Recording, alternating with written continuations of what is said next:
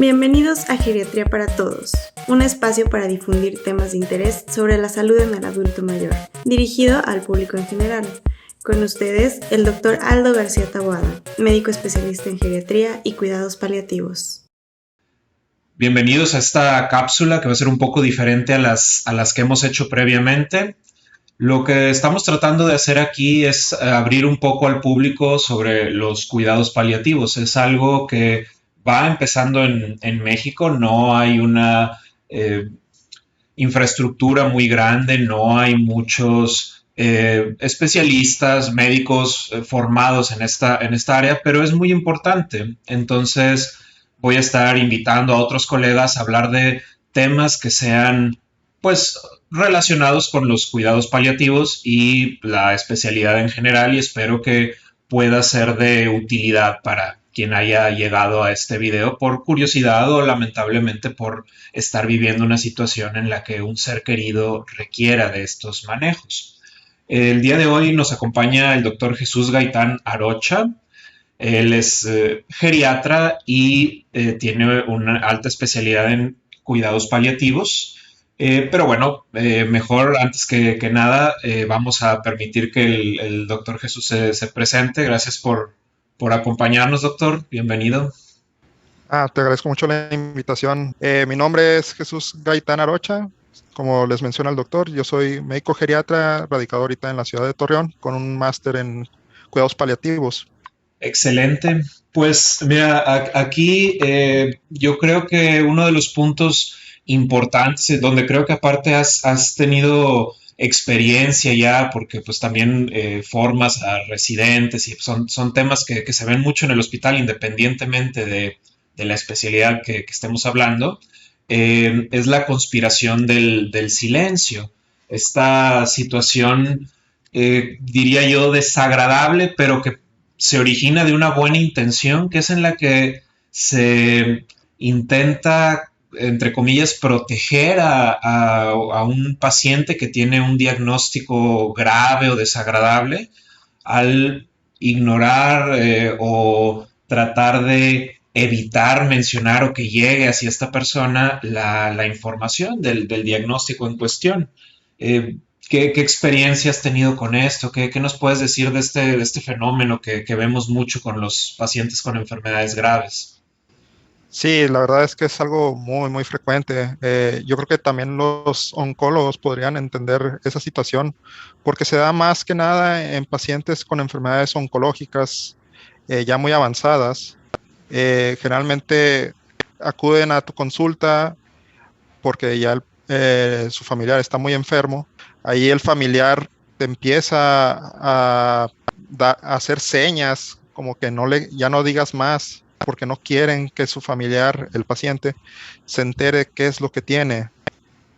O también nos toca que ya están con el diagnóstico y llegan a la consulta y antes de que entre el paciente contigo, entran primero el familiar y te dice que por favor no le vayas a decir al paciente qué es lo que tiene, porque él no sabe y la familia no quiere que sepa, porque es una manera de protegerlos, por así decirlo, porque tienen miedo de que el paciente se vaya a deprimir y muchas veces la palabra que usan es que ya no le va a echar ganas.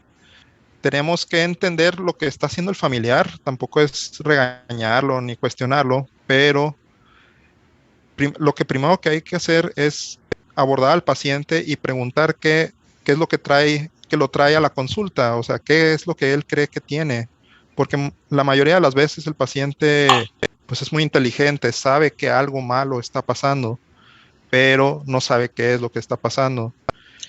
Y al ocultarlo, pues pueden pasar diferentes situaciones. Una, de que el paciente pierda la confianza también en el médico, porque pues si el médico le dice que todo está bien y la familia le dice que todo está bien, pero el paciente se sigue sintiendo muy mal, entonces va a decir, pues es que o mi médico no sirve o algo me están ocultando. Y eso puede ocasionar frustración y enojo en el paciente porque sigue sin sentirse bien, a pesar de que lo siguen llevando con el médico y que todo el mundo le dice que está bien. Entonces eso lo va frustrando. Ahora, Finalmente, tarde que temprano, cuando la enfermedad ya está muy avanzada, pues el paciente se da cuenta qué es lo que tiene. Y, y algunos autores le llaman a eso una muerte amorosa, cuando es en conspiración de silencio. ¿Por qué? Porque el paciente se da cuenta de que la familia se está esforzando mucho en ocultárselo, ¿no? Entonces, él no quiere hacerlo sentir mal y le sigue la corriente. Le sigue la corriente y a pesar de que él ya sabe quizás qué es lo que le está pasando, a lo mejor no tiene un diagnóstico certero, pero sabe que ya tiene una enfermedad muy avanzada y que ya está más allá de toda cura. Pero como ve que su familia se esfuerza mucho en ocultárselo, pues él le sigue la corriente y ya no dice nada, hasta que finalmente fallece. Hay Ahora, un dato muy importante que mencionaste, que es la parte de, claro, hay que evaluar de caso a caso. O sea, también exacto. es entendido si es un paciente que tiene un deterioro cognitivo muy avanzado, pues tal vez va a vivir el duelo de la noticia cada vez que se la den, etcétera. Pero el punto clave que dijiste ahí, estamos hablando de una persona adulta, es una persona inteligente, capaz, o como dice el famoso dicho, no sé si sea mexicano, pero muy usado aquí, de más sabe el diablo por viejo que por diablo. Sí. Entonces, pues verdaderamente como que querer esconderle algo, o sea, cuando nosotros vamos, ellos ya fueron y vinieron muchas veces, o sea, se va a dar cuenta que, pues como cualquier persona adulta que estén pues ahí escondiéndole algo, que pues algo está ocurriendo, más aún si es al grado de hacer estas señas o estos, como, espérame un momentito, yo voy a entrar primero con el doctor. Ese tipo de detalles no pasan desapercibidos a final de cuentas. Sí, así es. Y es que si el paciente ya se da cuenta de todo lo que está sucediendo, pero nadie se atreve a decírselo, como tú ahorita lo mencionas, o sea, empieza a vivir un duelo, pero en la soledad, porque no se lo puede decir a nadie, porque tiene que seguir fingiendo que él no sabe. Y se van deprimiendo mucho y la familia a veces no sabe por qué. Y eso también frustra a ambos. Y pues se podría decir que incluso al médico, porque pues ahí ya no sabe para qué lado hacerse. Siempre en un paciente que ya tiene una enfermedad terminal, lo primero que abordo es hablar directamente con el paciente y preguntarle primero qué tan informado está de su enfermedad o qué sabe él de lo que le han dicho o qué es lo que él siente que pudiera tener. Claro. Entonces, a partir de la información que me dé el paciente, a lo mejor te va a decir, no, pues me siento mal, que me están haciendo estudios y que pues dependiendo de los estudios me van a decir pues qué es lo que finalmente tengo. Y yo a continuación lo que suelo decirles es, bueno, y si usted llegara a tener algo malo, le gustaría saber qué es lo que tiene. Y bueno, en mi experiencia, más del 90-95% de los pacientes te dice, sí, sí quiero saber qué es lo que tengo. Lo que estás haciendo es darle la autonomía como debe ser al paciente, saber. Claro que es una Sí, respuesta perfectamente respetable y si sabes que a mí me estresa mucho eso, confío en mis hijos o mis cuidadores, mi esposa, quien sea, que ellos se encarguen. Yo no quiero saber, aquí vengo pues lo que me digan. Pero lo decidió, no se le impuso esa es, situación. Y también, como bien decías, sí ponen al médico en una situación difícil porque legalmente es derecho del paciente saber su diagnóstico y no se lo uh-huh, podemos ocultar, que eso no significa que no haya maneras de dar malas noticias, que decir, no, sí, familia, le voy a decir y nomás salgas y le voy a contar cuál es su diagnóstico. O sea, por supuesto que hay formas de hacerlo, pero es muy importante eso que mencionas de que el paciente pues tenga el timón en las manos, ¿verdad? sí, es que eso es lo más importante que tú ahorita mencionas, lo de la autonomía. O sea, el paciente tiene derecho a decidir qué es lo que se le va a hacer o no se le va a hacer, pero para saber tomar esa decisión necesitas estar informado. Y siempre este interrogatorio lo hago con el familiar presente para que él escuche de viva voz del paciente su deseo de saber qué es lo que tiene. Entonces, aunque ya sepa el diagnóstico, pues lo que hago es hablar con el familiar y decirle que pues usted acaba de escuchar que él quiere saberlo y, y es derecho del paciente, como ahorita lo mencionas, saber qué es lo que tiene y de qué está enfermo, para saber qué posibilidades de tratamiento hay. Ya si no es algo curativo, pues al menos algo paliativo. pero que él sea el que tome esa decisión si está en condiciones de tomarla. Lo que les comento a los familiares es, pues si se les hace muy pesado a ellos decirle al paciente qué es lo que tiene, pues se puede apoyar en nosotros como médicos, de nosotros comunicarle acerca de qué es lo que tiene y qué plan podemos hacer todos en conjunto, porque pues es un trabajo multidisciplinario lo de los cuidados paliativos. Claro, y uno de los detalles ahí que son importantes de mencionar, como de conectar con esta idea, es que a veces se imagina uno la parte multidisciplinaria del lado de los médicos. Lo ve el oncólogo, lo vemos nosotros, lo ve tal vez algún cirujano, pero también pudiéramos decir que hay como una especie de equipo multidisciplinario en casa, un equipo de los hijos, la pareja, los nietos, Sí. que su manera de relacionarse con la persona, que pasa de independiente a dependiente, de sano a enfermo, o sea, el cambio de paradigma que hay, pues es difícil para todos, pero lo viven en diferente manera y en cierta forma esto de la conspiración del silencio puede ser una faceta del duelo que están viviendo. A veces pensamos que el duelo es solo el sentirse triste o añorante de alguien que ha fallecido y en realidad hay pues muchas caras del duelo, ¿verdad? O sea, diferentes etapas. Si son 5 o 6 personas que están viviendo la situación difícil, pueden estar en una etapa, uno de enojo, otro de negación, otro de, pues vaya, no lo vamos a vivir al mismo tiempo y con la misma duración, así que coincidamos todos perfectamente como relojito y eso complica las relaciones interpersonales y además la relación con el paciente. Sí, eso, por eso es muy importante siempre la comunicación del equipo médico con la familia y con el paciente. Hay que estar preguntando también, por ejemplo, si el paciente tiene hijos, cuántos hijos son, para tratar de informarle a todos ellos acerca de la situación para que todos estemos en el mismo canal en cuanto al tratamiento y también para que se inicie ese duelo, porque si se lo ocultan a alguien pues, y ya se lo dicen ya en los últimos días del paciente, pues va a ser un duelo que no va a alcanzar a vivirse o va a ser un duelo muy apresurado que se puede transformar en un duelo patológico. Pero lo que sí hay que estar atendiendo es esa vigilancia estrecha con la familia y con el paciente, y para que parte del equipo multidisciplinario pues también estén psicólogos o de preferencia tanatólogos para que apoyen durante el duelo, ya sea del paciente o también de la familia. Sí, ahora que justo que estábamos hablando para ponernos de acuerdo pues este proyecto que teníamos de hacer este video, mencionaste un tema que pues yo no había pensado tratar y verdaderamente es muy interesante, que es esto que decías ahora de que esté la familia en el mismo canal independientemente si todos pueden ir a la consulta o en ocasiones no es posible acudir al mismo tiempo, pero que sí se pasen la información o estar nosotros con la disposición de pues, informar. Porque si no sea este fenómeno que yo lo había escuchado de una manera diferente, tú y yo que estudiamos en la Ciudad de México, lo mencionaban algo, es como ya llegaron las voces de provincia, llegué a escuchar yo, que como que de la persona que había ido a la Ciudad de México, pero estaban hablando de lejos, pero tú por la formación que tuviste de España y todo, me lo contesté como los hijos de Bilbao, el fenómeno de los hijos de Bilbao. Pero bueno, a ver, ¿qué es esto? Aparte de la segunda ciudad más bonita de España, ¿qué es esto de los hijos de Bilbao?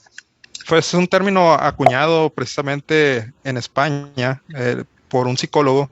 Yo estoy seguro que si los que nos ven son médicos, todo el mundo ha pasado por algún hijo de Bilbao, nada más que la mayoría no sabemos que tiene un nombre esa situación. Los hijos de Bilbao es aquel familiar, generalmente hijos, que viven pues lejos de donde está el paciente, pero también tiene mucho tiempo que no interactúa o no convive o no sabe nada de él. Y ya cuando el paciente ya está muy grave, generalmente ya en los últimos días de su enfermedad, pues se les da aviso de que, ¿sabes qué? Es que ya está muy grave, entonces pues ven y despídete de él. Y pues lo toma con mucha sorpresa y generalmente ira de que, a ver, ¿cómo? Es que ¿por qué nadie me dijo? Y al llegar, los psicólogos lo describen, que parece una tempestad que llega en la calma, porque ya cuando llegan ellos, pues el paciente ya pasó por todo un proceso por el médico paliativista o su médico tratante, en el que se le fue preparando para el final de su enfermedad y también a la familia que estuvo ahí presente. Entonces todos ya tienen aceptados y están de acuerdo en el plan de cuidados paliativos, pero cuando llega este hijo de Bilbao, pues él no ha pasado por ese proceso, entonces para él todo es nuevo y pues llega con una carga de ira, porque también es todo lo que hace un hijo de Bilbao hacia el equipo médico o hacia su misma familia es únicamente un reflejo de lo que siente él para sí mismo generalmente. Es una carga de culpa porque pues se podría decir que siente que abandonó a ese paciente, a su familiar, y que trata de enmendar las cosas, y la forma que él encuentra de enmendar las cosas es hacerle más cosas para mantenerlo vivo, porque para él hay que ponerlo bien. Y generalmente pues le echan la culpa al equipo médico que no han hecho lo suficiente, o que lo están dejando morir, o a la familia de que no lo cuidaron, que él ahora se va a hacer cargo, y él quiere tomar el timón de todo el manejo del paciente. Ya a veces el paciente ya no está en condiciones de decidir y entra en una confrontación con la familia y por tanto también con el equipo médico, porque empieza a buscar segundas opiniones o quiere hacerle más cosas que ya realmente no tienen sentido para el paciente y que incluso violan la autonomía del paciente, que ya había decidido quizás que ya no se le querían hacer más cosas. Correcto, sí. Entonces, todo esto, si hacemos una apropiada labor de información y educación la red de apoyo al paciente, inclusive, lo podemos evitar. O sea, esto quiero decir educación no en el sentido de que, te voy a explicar porque como no sabes esto, sino pues nadie tiene por qué estar emocionalmente preparado para algo así. Precisamente por eso es que se necesita este abordaje multidisciplinario para poder tener pues el mejor control posible de los muy diversos problemas que puede haber con el paciente y con la red de apoyo. Nuevamente es fácil desde fuera, nosotros tratando de, o sea, a final de cuentas haciendo nuestro trabajo, decir, es que esta persona viene nada más a causar problemas, a complicar, a hacer un daño, y pues puede que sí sea ese el resultado final, pero definitivamente no es la intención. O sea, es una respuesta pues que originalmente proviene de una sensación de amor y querer hacer algo más por un ser querido que pues está sufriendo. Y pues a final de cuentas termina provocando más problemas en la familia sin ofrecernos ningún tipo de mejoría, y sí pues preocupando otra cosa más al paciente, porque ahora la familia está peleando, cada vez que hay una llamada es para que haya un conflicto o etcétera. Es un reflejo de lo que él siente. Entonces lo que uno hay que hacer con el hijo de Bilbao es escucharlo, no confrontarlo en un inicio, tratar de comunicarle todo lo que ha estado pasando para que poco a poco lo vaya entendiendo, y también que él viva su duelo, porque te digo, es un duelo muy acelerado porque pasa por todas las fases en un corto tiempo, pero lo que sí hay que tratar de no hacer es darle el control de todo lo que se le va a hacer al paciente, porque si se le permite, pues va a dar al traste todo lo que se inició para cuidados paliativos. A veces la familia pues ya está muy agotada por todo el proceso de la enfermedad del paciente, ellos ya se sienten tranquilos con sí mismos y a veces le ceden el control al hijo de Bilbao. Entonces a veces sí eso crea un problema con el equipo médico, porque te empieza a someter a mucha presión porque le quiere hacer muchas cosas, y a veces también se informa con otros médicos que no están informados, vaya la redundancia, del caso del paciente. Entonces nada más le dice, es que no sé, el paciente tiene ya un cáncer terminal, pero por lo mismo ya hizo una lesión renal y tiene criterios de hemodiálisis. Entonces se lo comenta quizás a otro médico y le dice, no, pues es que ese paciente hay que hemodializarlo. Entonces ahí está el hijo de que no, es que ¿por qué no lo hemodializan? entonces no entiende el panorama más amplio de que, pues, que él ya tiene una enfermedad terminal y ya está en los últimos días. Entonces Claro. tienes que estar conversando constantemente, en una comunicación constante, pero no cederle el control, porque si no, pues se le va a hacer un mayor mal al paciente.